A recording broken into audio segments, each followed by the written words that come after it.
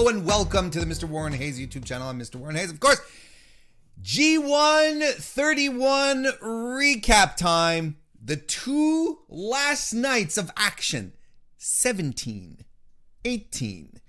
It's done. Like the blocks are finished. We're in finals territory. We've only got one more show left happening later, or tomorrow actually at the time that we're recording this. So this is essentially, right, my final G1 recap. Because I'm going to talk about the finals tomorrow on the Mr. Warren Hayes show proper. 9 p.m. Eastern. 6 Pacific. Join me right here. YouTube.com/MrWarren. Set a reminder. Subscribe. All that stuff. So essentially, I'm wrapping up my distinct G1 coverage, distinct from the Mr. Warren Hayes show itself. This is what I'm going to be doing now. I'm just going to finish this up. Was that an interesting run? But I'll give my full thoughts on the tournament once we get towards the end here. But yeah, I'm pretty sure if you've been watching a few of these, or if you followed the whole thing, which by the way, hats off to you. Thank you very much. I think you pretty much know how I feel about the G1. But we're gonna tidy it up. We're gonna put it, wrap it up in a nice little package, put a nice little bow on top of it. That's what you're supposed to do when you finish stuff. You're wrapping it.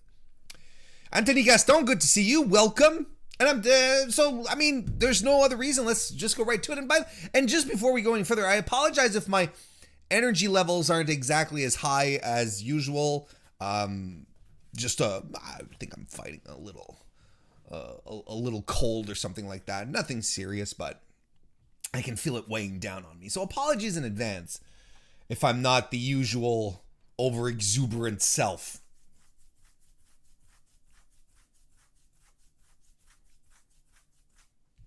I was itchy.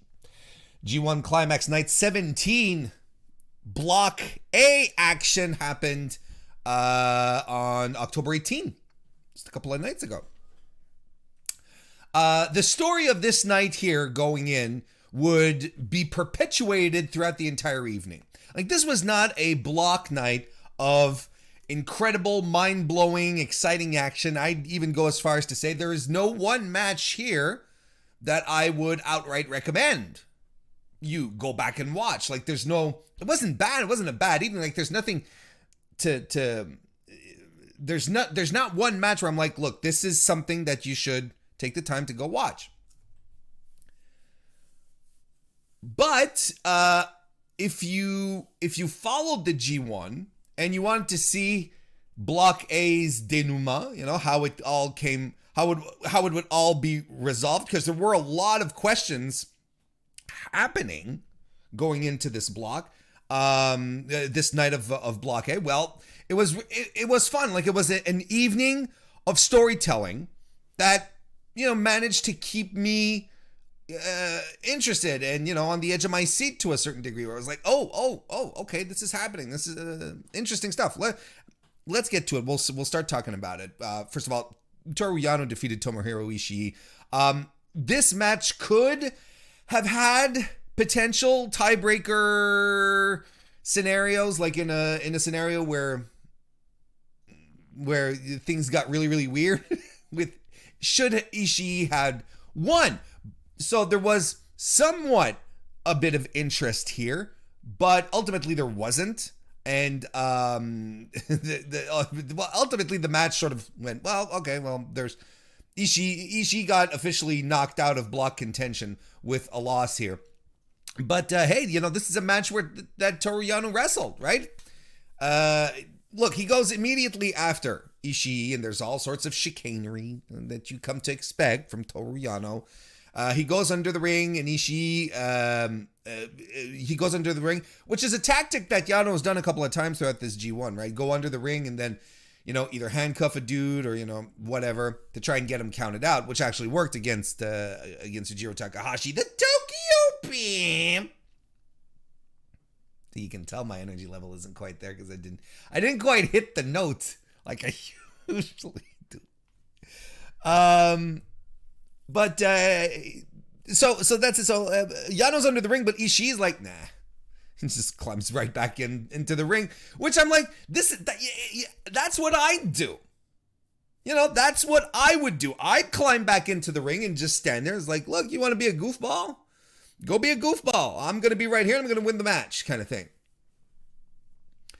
But you know, Yano comes out to break the count. He also brings tape and handcuffs with him and whatnot. But they start striking on each other. Ishii is bringing the fight out of Yano in this match, and they strong style each other. Some fighting spirit in the middle of the ring. Yano starts throwing Ishii around with belly to belly. I'm like, holy shit, Yano's wrestling in this match. Look at him go. It's ultimately the most straight up wrestling match Yano has had all tournament, but he ends up low blowing Ishii and gets a backslide for the win. You can't take the Sublime Master Thief out of the Sublime Master Thief, even if he does decide to wrestle matches. That's just how it goes. So Ishii completely out of contention. No, there's no way he can mess anything up. This match was. Next we had Shingo and Yujiro Takahashi, the Tokyo Pimp. I put a little more effort in that one. This match had implications for Shingo in the main event. For contendership, Shingo absolutely had to win this match to still be in contention. And then would he still be in contention later on in the evening? That would entirely depend on results of other matches. But he had to stay. He had to win here to remain in the conversation. Basically, had he won, if I'm not mistaken, let me pull up my projector here. Nope, wrong projector. If he had stayed in contention, he would have been at. Oh, my sidebar here is all messed up. My results are all messed up. Hang on a second. We're gonna fix this. This can't stand. This can't stand. Yeah, he would have been at 14. Basically tied with Ibushi, well, towards the end, right? But he would have been at 14 and would have been at the top of the leaderboard and had a couple of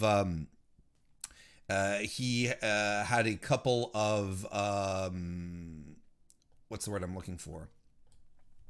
He would have had a couple of tiebreakers then that would have made things interesting for the rest of the block for the contendership. So, all right. I just fixed it. I just realized there's a big glaring omission there on my results sidebar here.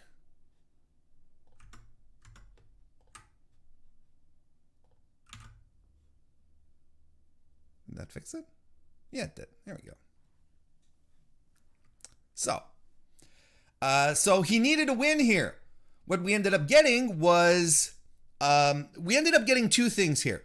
We started getting the start of the story that needed to happen, and the start of the story that would pervade the rest of the evening is what I'm trying to say. And we also got hey, Throwback is here and left us a super chat. Thank you very much, Throwback. Says, saying, hey, keep killing it and have a good show. Thank you, man. I appreciate it. Good to see you, man. I hadn't seen you in a while. Haven't chatted in a while. Nice to see you, pal. Thank you very much for the super chat. I appreciate it. So that's it. So what we got here was the start of the purveying story, which would be apparently Bullet Club doing everything they could to secure all possible outcomes for Kenta to win in the main event. So in this match here, Yujiro flies out of the ring and on to Shingo even before the presentations are done. So he's like, no, we're getting to business straight off. So they fight on the floor, close to the count, until Shingo rolls him in. Now you're like, oh, okay, they're close to the count. You'll realize very, very quickly, as things progress here, that the count-out situation would become the theme of the evening. They go back onto the floor. Peter distracts the ref. Yujiro pimp canes Shingo across the crown, and he beats down Shingo, rolls back into the ring, waits for the referee to count him out, but Shingo beats it. Yujiro's just trying to spoil the win here for Shingo. That's what he wants to do. Shingo drills him with a combination punch, wheelbarrow German suplex as well, a sliding D. Yujiro hits the Miami Shine. Shingo baits him into a Made in Japan. They spill out to the floor again. Yujiro immediately asks the ref to do the count. Like, don't even wait till we're done. Start now. Then they start whipping each other into the barricades. Shingo gets back in before the 20 count, right? Just before, well, at least just before the 20 count. But Yujiro grabs the leg and pulls him back out before Shingo's full body can get into the ring.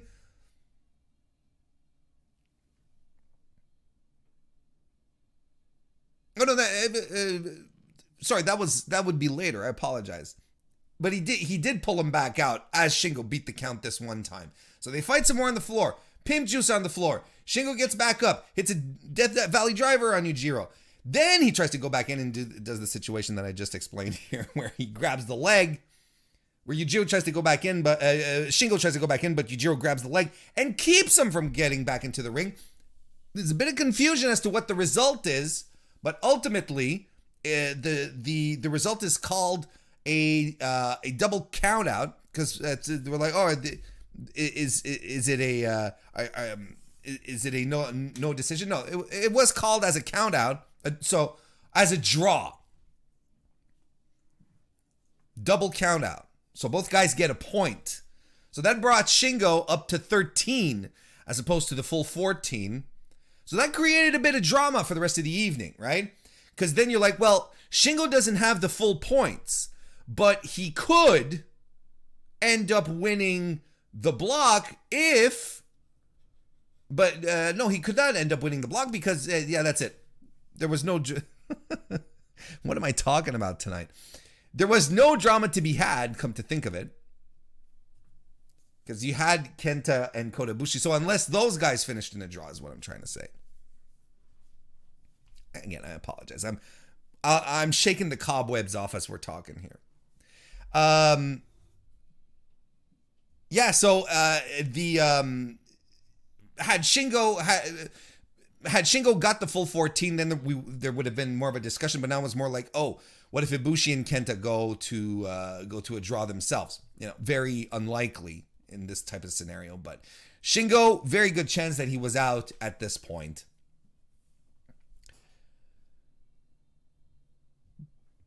Then we moved on to Tanga Loa and Zack Saber Jr. Tanga Loa actually defeated Zack Saber Jr. Zack needed this win as well to stay in contention. He was at 12 points. So he could have been in the conversation for the 14. And he would have actually been a top-notch spoiler, because holding wins over Shingo and Ibushi. So he was ready to take the block at this point. And this is another match that starts quickly. No stalling from Kenta, no nonsense. It starts quick with Zack Saber Jr. trying to end it with a Cobra twist early on. Instead, he gets dumped to the floor. And they fight some more on the floor. They do a long ass sequence out on the floor before Marty Asami does anything. You know, Marty Asami even tries to break them up as they're pulling submission moves on each other on the floor. He can't break them up. Marty Asami's the worst ref in professional wrestling. He really is. And and I can understand the referee's discretion thing, right?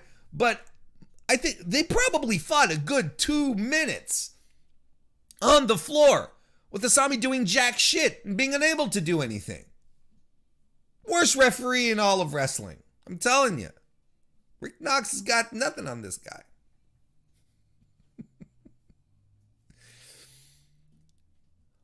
Loa tries to finish off Zack Saber Jr. on the floor, doing the same technique as Yujiro. So then this is where it starts sinking in, and you're like, oh, okay, so Bullet Club are really doing their best to protect Kenta here. And they actually succeeded in the first round, and now Loa's doing it again, trying to beat the guy down, Zack Saber Jr. in this case, and leave him for dead to be counted out.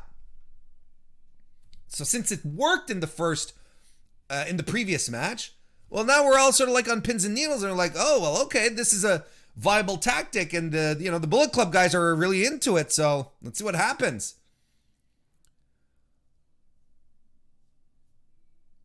Tanga Loa stays in control for a good part of the match. He hits his standing moonsault, the Operation Jado Killer, Zack Saber Jr. with the head scissors, head snap, and the basement dropkick as well. Saber starts to pick apart Tanga Loa. He goes for a front chancery at some point, but instead he eats a power slam. And here's the problem, and this was a bit of a story in the few losses that Saber had throughout the tournament. Saber was unable to, was having trouble, I should say, chaining offense, right?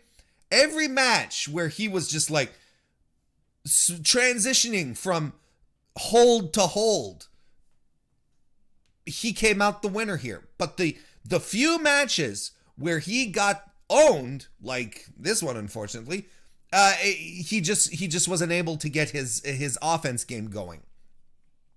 So again, wasn't a good sign when I started seeing this. I was like, oh, they're setting him up he's being set up for a loss here. Diving headbutt by Tanga Loa, who flew across the ring on that one. It was a great, great diving headbutt, except the fact that he shouldn't. Please, wrestlers, don't do diving headbutts and keep years on your careers, please. Tornado DDT by Junior, but Tanga Loa jumps right back onto his feet. Zack Saber Jr. gets another Cobra Twist in, and another one which is reversed into a Sunset Bomb, which was really cool. But Tanga Loa gets the win here by reversing out of a European clutch into a cradle. 1, 2, 3, Tanga Loa wins. And Saber's tournament is done at this point. He stays at 12, which means we did get a pithy name for his finishing move to wrap up the G1 31. I was like, gosh darn it.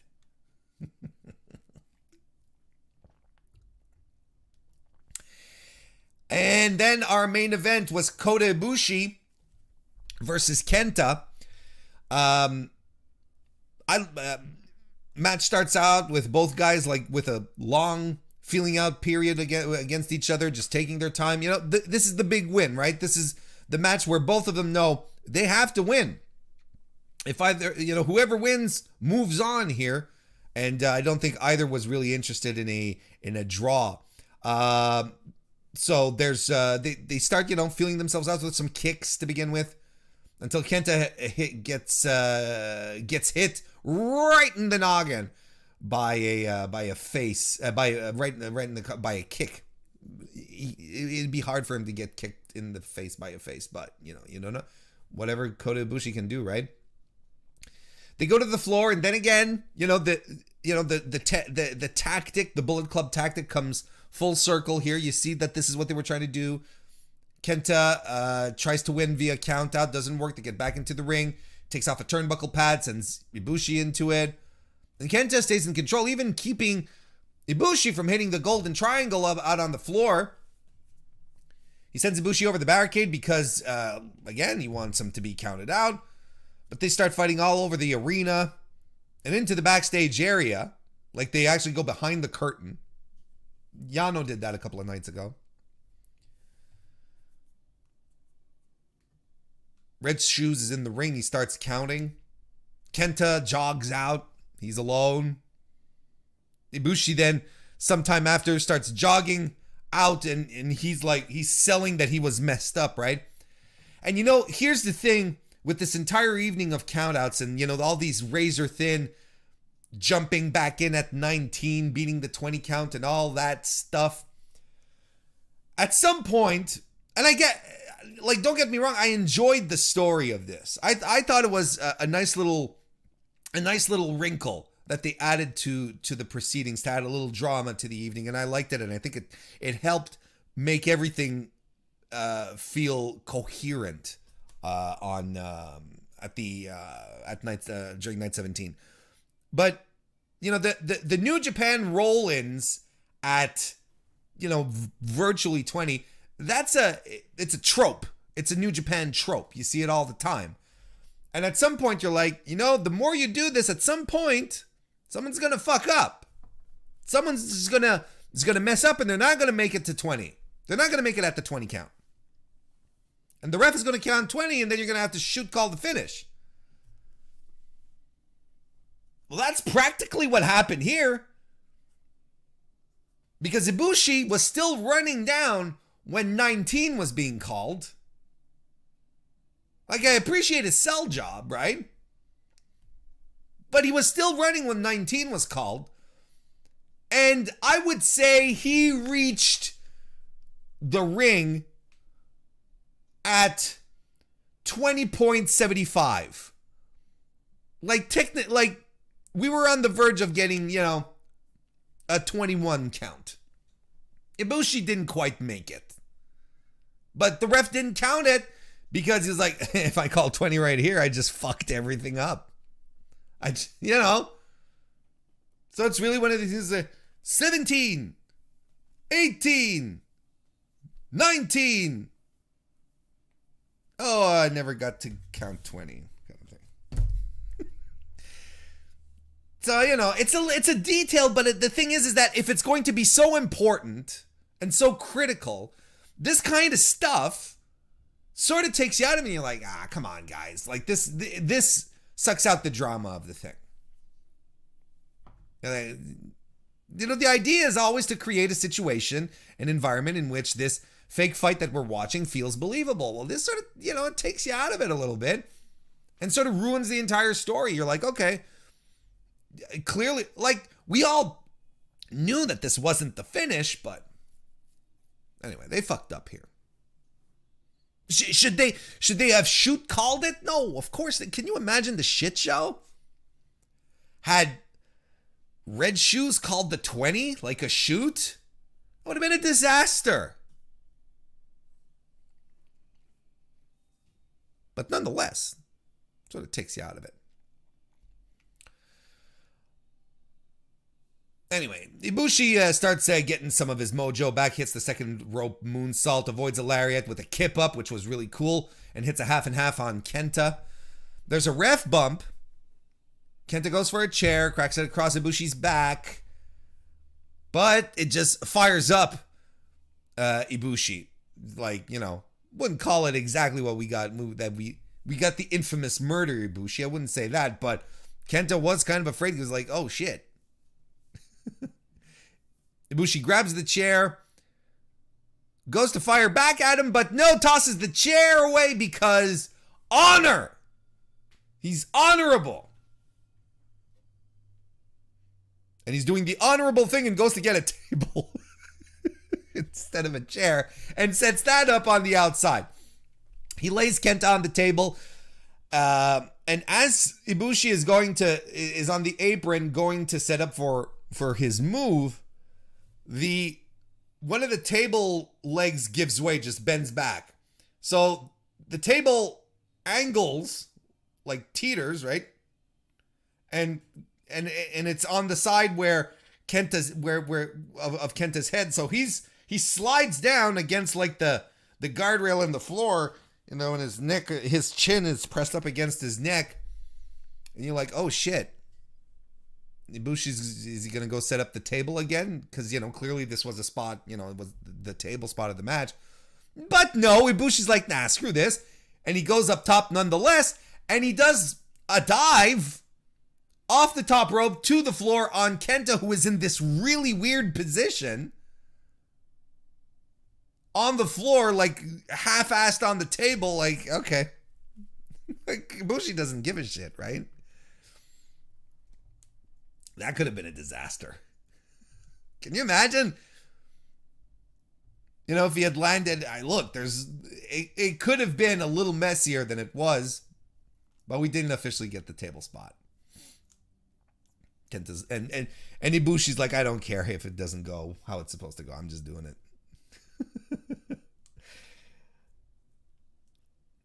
We got another potential 20 count here, but it was beaten by the guys. Kenta back in the ring hits the Dream Killer draping DDT. Kenta starts beating Ibushi down with these open hands. But then Kota fights back and just kicks the head off of Kenta. Kamigoye happens. Kenta kicks out of it. Ibushi pulls the knee pad down. There's a bit of a messy spot here. Well, I don't know if it's messy because, like, I don't know what they were trying to do. There's a spot where Kenta avoids being thrown, avoids a second Kamigoye.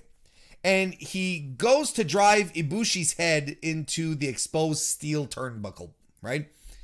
But Ibushi seems to balk at it. Like, he doesn't quite, like, the move doesn't connect. It's not very clear exactly what happened. He also seems to be selling. Like, I don't know what's going on. And Kenta just then sort of takes him down, does a takedown, and covers him for a pin. And I'm like, okay, something didn't quite work here. I don't know. But eventually, Kenta does hit him in the exposed steel and covers for a close fall, and Kenta is irate that he can't put Ibushi away. Goes for the GTS, it's blocked. There's a knee strike by Ibushi. Reverse Kamigoye, full Kamigoye. Kodebushi wins his fourth block, yes, for the fourth time, goes to the finals of the G1 Climax. Congratulations, Kodebushi. Interesting main event. So like I said, not a main event, not a show, I should say, that has this one incredible match that I'm like, absolutely watch this. But this night 17 was all about the story. It was all about the drama. It was about three to four guys angling to win the block, and all had stakes in these matches. And on top of that, they created a real fun story with the count out stuff, with the obvious Bullet Club tactics that I thought was interesting. But,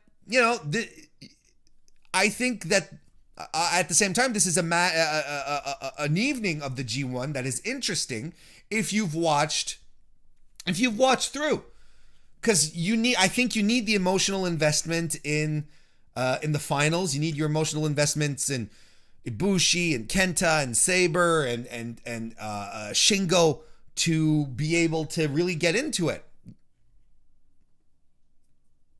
Fun night, but with a couple of asterisks. Because if I were just to sit someone down and introduce them to this, they'd be like, well, this is fine, Understandably so. Block B's big final, night 18, happened earlier today, October 20. This was the lead into this show was the complete opposite of Block A. Where Block A, you were like, okay, there's people who are vying for the contenders for the top spot to win the block. Like, it was craftily done. Scenarios were out there. If you popped in on my last review, we established, thanks to Chris Samza, that there were 16 possible outcomes for the results of Block A. So that's fun, right? Block B is another kind of fun. Two guys who've been steamrolling through the competition from top to bottom, who are facing each other in the finals. And there's nothing else really of interest, because no one can play spoiler. There's no one vying for positioning here. There's nothing for the rest of the card. And I will skip over the rest of the card. Not because it was bad, but because our focus is so much on Kazuchika Okada versus Jeff Cobb. That's the only one that mattered. I felt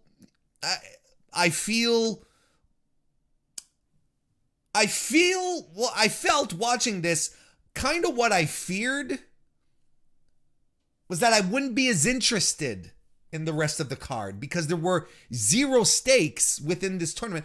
all the rest was just like, well, who's going to finish with more points? Which is interesting. But ultimately, as I was sitting and watching the matches, I was like, no, it's not doing it for me. It's not connecting. It's not happening for me. And I know it's my own emotional detachment from the undercard of this show that was like, all right, let's just get on with it. Let's do Okada and Cobb. Not that the matches were bad. I didn't care much for Sonata versus Evil for the reasons that you probably already know. I thought Tai Chi versus Hiroshi Tanahashi was super strong. I thought it was a strong wrestling match. Very good. Strong match. Very good. Très entertaining. But I think the fact that I felt Tanahashi was working more of a heel style here that I thought made it really interesting. Like, you felt like Tai Chi was the baby face working up from under, doing his best to overcome, the big bad, but it's Hiroshi Tanahashi, and you kind of felt like he was healing it up. So clearly, they're all in on this Tai Chi babyface thing, and it's working too. And it's a strong match. It was well worked by these guys, But I don't think there's anything of note.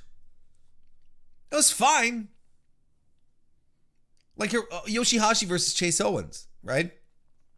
Two guys who throughout the tournament were just like tearing it up. Two under guys. Two guys who eat pins, right? Who just like,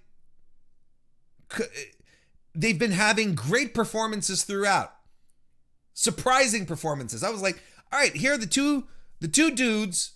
It's their last night. They're completely out of commission.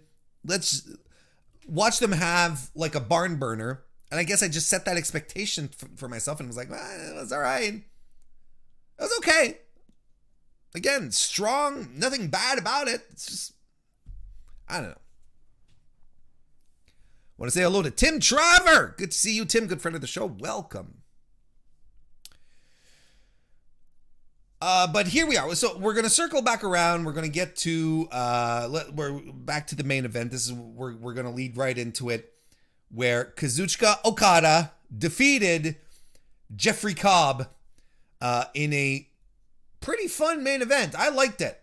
I like Jeff Cobb and Okada together. I think they're great. I think this, it's a refreshing feud for Okada as well, or rivalry, to have this and be able to go back to it, get this storyline going. Of course, like I said, the story for the tournament for both of these guys was look, we're dominating everyone. We're just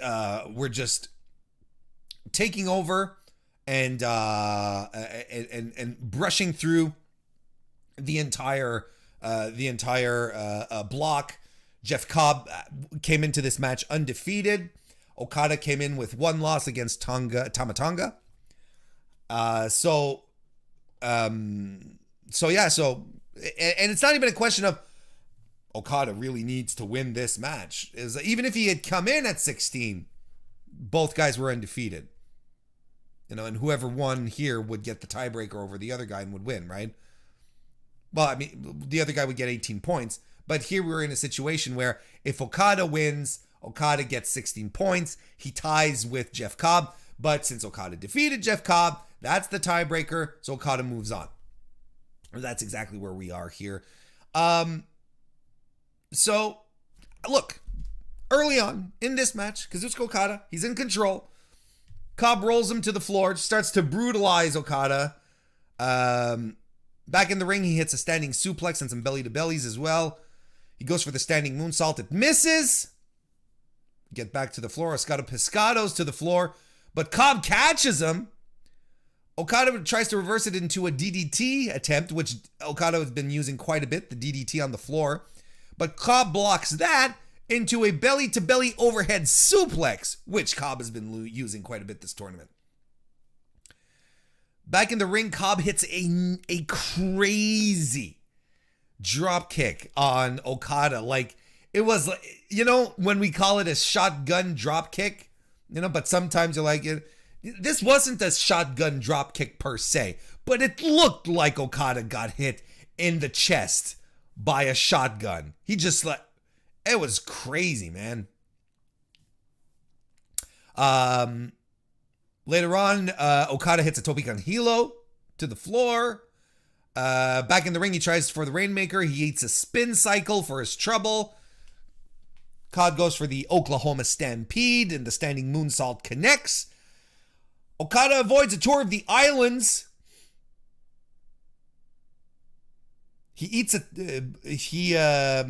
However, Okada eats a tombstone.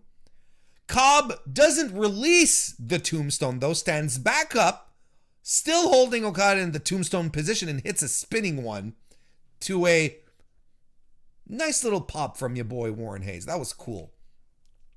Okada avoids another tour of the islands and hits a spinning Rainmaker. He locks in the money clip. Cobb fights out, avoids a Rainmaker and the infamous sit-down pin from Okada. And I liked how all of these, you know, all of Okada's little ways to sneak in a win into a match. Well, you know, I wouldn't call the money clip the way to sneak in a match, but, you know, he has won matches with the money clip. He defeated Chase Owens with it. The sit-down pin as well was, you know, he's won with that. So I'm like, okay, so he's going for it, but Cobb's on his game here. He's kicking out of all this stuff. Cobb places Okada on the top turnbuckle, and he drop kicks him off. And Okada falls in the most awkward Tree of Woe position, where instead of usually falling, you know, in the corner, Okada sort of dangles out of the ring. There's more struggling in the corner that happens, and Okada reverses an avalanche tour of the islands with a tornado DDT, which was pretty dope. Okada avoids a pop-up tour of the islands with a drop kick, then hits the landslide, then hits the Rainmaker. Kazuchika Okada is the winner of Block B of the G1 Climax 31. Fun match. I liked that. I thought, look, personally, I preferred their match at Wrestle Grand Slam. The one that just before the G1 started, that Jeff Cobb had won. But I mean, again, this is kind of like, you know, picking between your two favorite flavors of ice cream, right? You're like, I just like this one a little more, kind of thing. And it just makes me feel like Okada and Cobb still have a lot more in the tank to give us, right? This was a solid main event. Lots of fun, strong, well wrestled, good drama, great final third. I thought the final third was fantastic. Great drama in there. What are you going to do? The Rainmaker is back. The Rainmaker is in top form. And I still think he's winning. I still think he's going... I think he's defeating Ibushi tomorrow, right? Last night is on October 21st. So yeah, this is where I think Gedo is like, looked at his field, what he has, and he's like, you know what? Main event for Wrestle Kingdom, it's got to be Shingo, it's got to be Okada. And it's hard to disagree with that kind of logic. It's a match pretty sure all of us are excited to see. It's happened before, don't get me wrong, but with Shingo as champion, that'll be a lot of fun. Especially at Wrestle Kingdom. So there you have it. That was the last breakdown of the last night. So, you know, okay. I don't know how I should I talk about my matches of the tournament, my favorite matches, or should I just give my overall thoughts on the tournament? Well, first of all, look. I think I'll start with my thoughts. My thoughts on the tournament overall. it was clear about midway, I'd say, through the tournament this year that, you know, this was not going to be a classic G1. This was not going to be a G1 that we were going to hold dear to our hearts and have these fond memories of watching X and Y go at it. You know, there was nothing in this G1 this year that was really exciting. And for long stretches, you know, it was just a series of matches, you know? Wouldn't call it like it's the work was strong throughout, and there was always flashes of brilliance. But usually, and if you've been around, you know, the wrestling community for a while, no one really starts talking match of the years until the G1 pops up, because usually the G1 will have a handful of match of the year contenders that people are going to be like, this was amazing, this blew my mind. And it would happen practically every night. A night where you didn't have one of these match of the year contenders, you'd say, oh, it's a slow night at the G1. So if you're comparing to past editions, I'd say this was a slow G1 overall. Because I don't know if there were any match of the years in this tournament. There were some very good matches. There was some great matches, but ones that you'd be like, yeah, this is definitely going to be in the top 5, in the top 10 at the end of the year. I don't think so. I don't feel it. I don't buy it. You know? I mean, look, it's really not, it doesn't take away from, like I said, the work that's been put in, because there were some bright spots, and there's stuff, there are talking points to come out of this tournament that are very, very good. But like I said, it's not going to be a memorable G1 by any stretch of the imagination. I also think that Gedo went safe, bringing his blocks around with Ibushi and Okada. I think it's a safe decision. It's a safe move. It's nothing earth-shattering, nothing that gets you excited, where you're like, okay, this is new, this is fresh. Oh, they're taking a chance on this. I think it's very safe. Question that I have, and you know, I know people will take issue to that, but the question I have is, if you're in Gedo's position and New Japan has had the past year, the past 18 months that it's had or so, you know, not making gobs of money, having these weird shows under all these restrictions and the silent crowds with just the clapping and the, you know, where you, and you're coming up to your biggest shows of the year, you don't know what the restrictions are going to be like, if they're going to be lifted, how many tickets you'll be able to sell.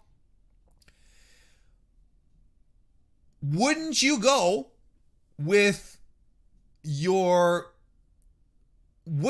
at least, you know, especially for the conclusion of the G1, wouldn't you go with your sure shots, with your surefire talent, guys who are over with the crowd, tip-top guys, to generate some buzz and get some interest? Wouldn't you do that?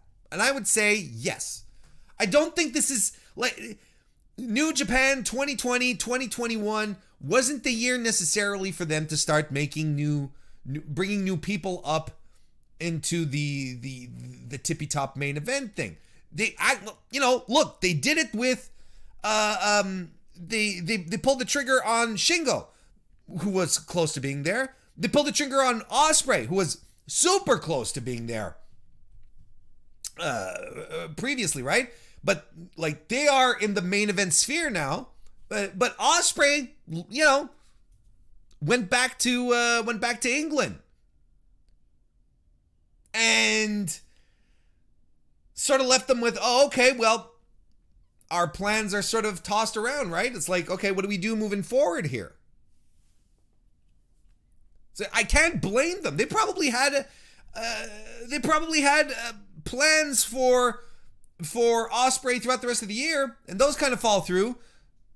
So you know what? I just turn around and I'm like, no, okay, good. Look, I'm gonna focus on my guys. I'm just gonna focus on my guys, on the guys who are reliable and always been there. It's been a snake bitten year for New Japan.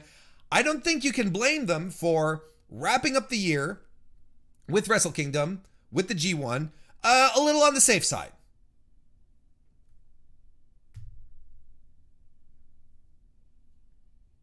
Is it interesting? Is it fun? Is it spectacular? Is it... there's arguments to be made to the, for the opposite.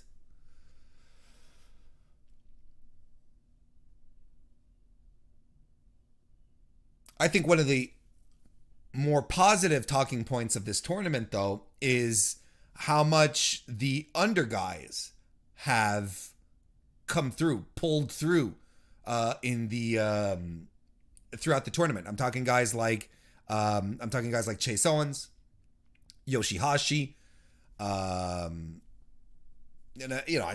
necessarily under guys, but it's, as far as singles competitions, singles competition, the Guerrillas of Destiny as well. I think those guys were, those guys pulled out some fantastic stuff as well, which was kind of unexpected. Not that they're bad wrestlers, but you don't get to see them much in singles matches, and they really came through. They really did. Even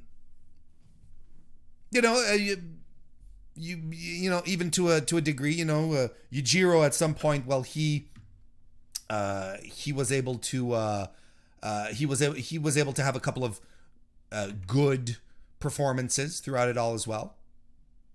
But definitely seeing guys like Yoshihashi and Chase Owens and the Guerrillas of Destiny pulling off these extraordinary, at some point, great performances, seeing them in environments other than, especially when it comes to Chase Owens, in environments where they're not in a multi-man tag team match and they're there to take the pin.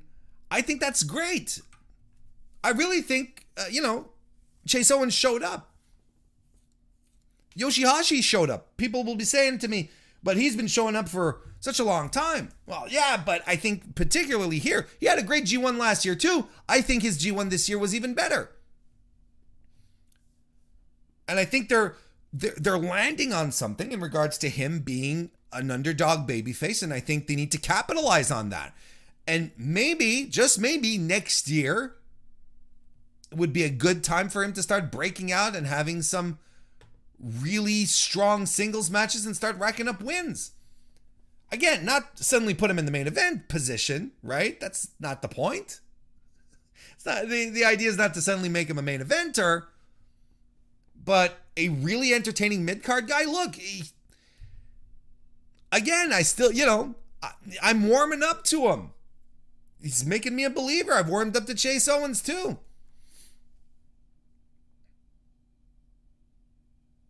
It's good stuff. It was good stuff. I really enjoyed what the lower card guys were able to do here. And I think that's a huge talking point. I think Zack Saber Jr.'s performances throughout this tournament are a huge talking point as well. I really thought that at some point he was going to devour the block, that he was just going to power through everyone and have and be the guy to say, you know what, I'm the only guy who defeated Tetsuya Naito and I won the block. And I was like, that would have been fantastic. But clearly Gedo doesn't quite see him in the main event discussion, which is a shame, because Zach's fantastic.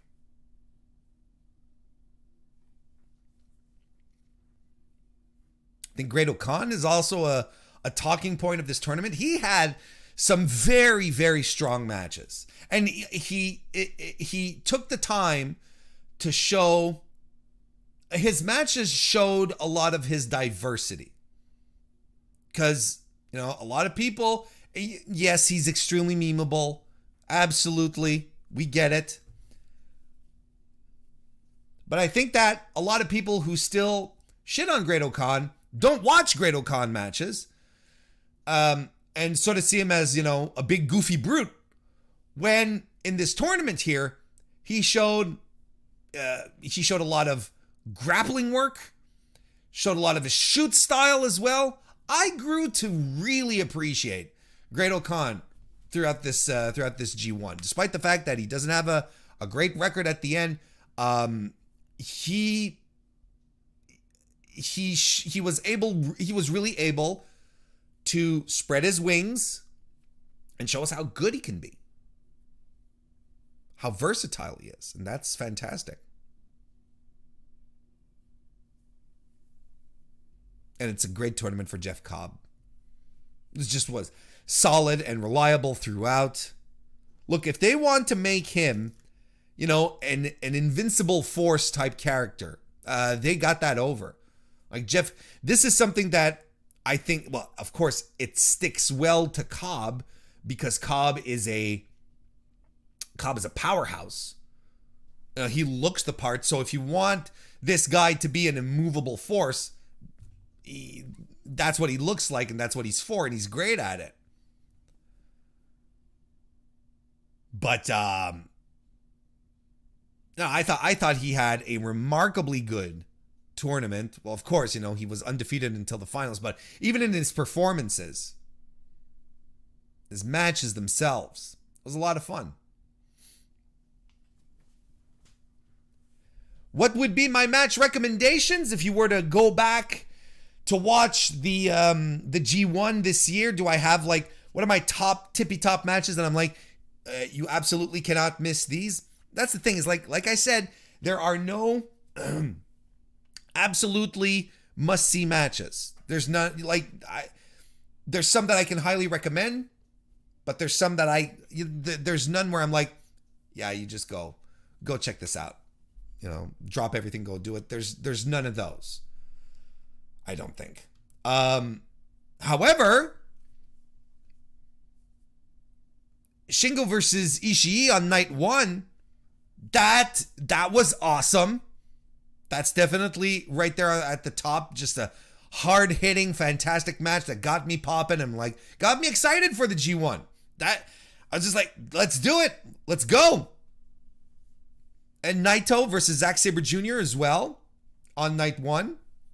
Great stuff too. Kind of makes you wonder, really quickly, how the tournament would have looked like had Naito had been there. Because there's another reason. Here's another thing. Naito, top guy, super popular with North American and Japanese audiences. You lose him, that changes the perception, the perception in the field, right, for your tournament. I mean, they managed to pull out something great, but you kind of wonder, what was in store with Naito still around. What was in store for Great-O-Khan? Great-O-Khan was supposed to meet Naito today or yesterday at the finals of Block A. The final night. So you kind of wonder what was in store for Great-O-Khan. Was Great-O-Khan's path very different than the one we got? We'll never know at this point. But Naito versus Zack Saber Jr. on night 1 was really good. Okada versus Tanahashi on night 2, great as well. I think I said it. It's not one of the classic all-time great Okada Tanahashi matches, but whenever you put those two in a ring together, it's just fantastic, right? So definitely worth watching. Shingo versus Zack Saber Jr. on night 3 was very good. If you want to see one of the matches, the match where I really was excited for Chase Owens and how they were booking the lower card guys, Chase Owens versus Hiroshi Tanahashi on night 10, excuse me. Great-O-Khan versus Ibushi on night 13, I thought was fantastic with, the shoot style that they were bringing to this. I thought it was great. And I throw in Cobb and Okada on night 18. Thought it was a good one. Thought it was a very good one. That'd be my list. I don't think there's any match here that's going to be like on my... That's going to be a match of the year for me, but... I don't know. What have been my match of the years this year so far? I feel like there's not that many. We'll see. Got time to think about it, right? It's only just in a couple of months. There you have it, folks. DGMC popping in. Just as I'm popping out. Good to see you, though. But that wraps up my G1 Climax coverage for this year, the G1 Climax 31. Hope you guys enjoyed it. You can pop back and listen and watch to all my episodes right here on youtube.com/MrWarrenHayes. Got a playlist all set up just for that. Otherwise, they're all available on your favorite podcast application as well. Do go check it out because, you can, is my point, if you want to relive the G1 through my eyes or something. I do appreciate everyone who did drop in. I'm excited to see the finals tomorrow. I will be closing it all off tomorrow at the Mr. Warren Hayes Show proper on youtube.com/MrWarrenHayes. Recorded live 9 p.m. Eastern, 6 Pacific, or then available on all your podcast platforms and also available on demand on YouTube as well. In the meantime, I hope everyone has a great rest of your evening. Thank you very much for joining me on this G1 journey.